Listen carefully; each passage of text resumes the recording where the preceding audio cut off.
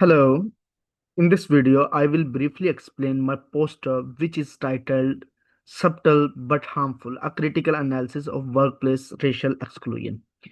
For this assignment, I choose Code 6, which is based on the experience of a black lecturer working in higher education. I choose this code because I felt it was a very strong example of how workplace exclusion is not always obvious or direct. Sometimes discrimination is not openly expressed, but it can still have a serious impact on the individual. So, what stood out to me most in this quote was the way to speak describes feeling outside of workplace social circles and unspotted by colleagues.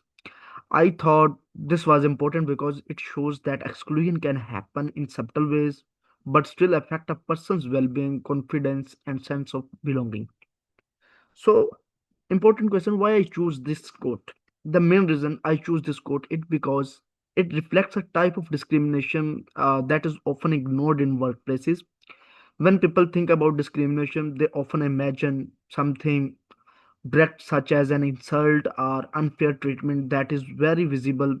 However, this quote shows that exclusion can also happen through small repeated behaviors. For example, the speaker says they nobody real champion them. They are not part of social circles and people do not even know how to spell their names properly. These things may seem small on their own, but together they create a feeling of exclusion and difference. That is why I thought this quote was powerful and relevant. In my poster, I argued that this quote reflects both workplace exclusion and subtle racial discrimination. The person is clearly not feeling fully included in the workplace. They are physically present in organization, but socially and professionally, they seems to be an outside. So I think the phrase "nobody really champion me" is especially important. This suggests that the employee is missing the kind of supporting encouragement and recognition that often helps people progress in the organizations. In many workplaces, progression does not only depend on formal performance but also on informal support, networks, relationships. So, this quote highlights that exclusion can also affect career opportunities, not just feelings. So, I have applied social identity theory to explain. I choose this theory because it explains how people often categorize other based on visible or socially recognized characteristics such as race and then make assumptions about them. Instead of seeing people fully as individuals, they may see them as part of an in group or out group. I think this theory fit the quote very well because the speaker seems to be treated as someone who is outside the dominant group in the workplace. So their colleagues may not necessarily be openly hostile, but they do not seem to fully include them, understand them, or support them. I also link this to the idea of inclusion from the module because the quote shows the difference between simply being employed and actually feeling included in workplace life. So, in wider social barriers, I also explained in my poster that this issues is not only about our workplace, not it's an individual experience. It reflects wider barriers in society, especially in structural racism and underrepresentation of black professionals in some workplaces. This means the issue is not only personal but also social and organizational.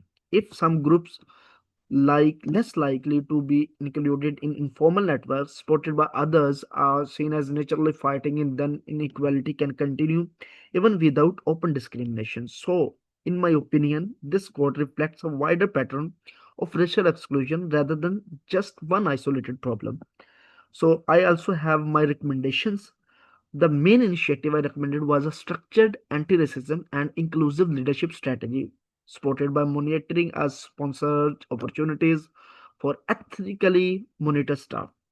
I recommended this because I do not think a simple diversity statement, a one off training session would be enough. The quote shows that the problem is about subtle exclusion, lack of belonging, and lack of support. So I think organizations need better inclusive leadership, awareness of microaggression and subtle discrimination, stronger support systems, and more formal monitoring or sponsorship opportunities. May this would help ensure that support our progression are not based only on informal social networks. Why employers should care about that? Finally, I explained this issue using both the business case and the social justice case. From a business case perspective, exclusion can reduce engagement, lower morale, weaken performance, and increase turnover. If talented employees feel excluded, they may not perform to their full potential or may leave the organization completely. So, for a social justice perspective, I think this issue should be addressed because it is simply the right thing to do.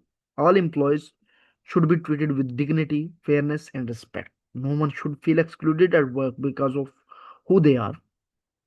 So, now I conclude my presentation. To conclude, I choose this quote because it clearly shows how workplace discrimination can be subtle but still harmful. Through social identity, I argued that this experience reflects exclusion, stereotyping, and lack of belonging. I also showed that organizations should address this not only for business reasons but also because it is a matter of fairness and equality. Thank you for listening.